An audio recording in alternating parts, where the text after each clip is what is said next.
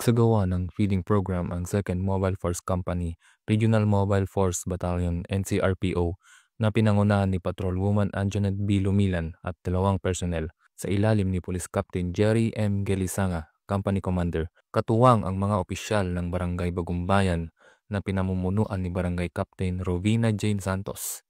Ginawa ang aktibidad sa Mahogany Homes, Calao Street at tampok ang Boodle Fight Feeding, palaro at pamamahagi ng loot bags bilang bahagi ng pagdiriwang ng Children's Month. Layunin itong may padama ang pagmamahal, proteksyon at suporta sa mga bata upang sila'y lumaki sa isang ligtas at malusog na komunidad. Pinagtibay din ng 2nd Mobile Force Company ang advokasiyang Bagong PNP para sa Bagong Pilipinas, serbisyong mabilis, tapat at nararamdaman.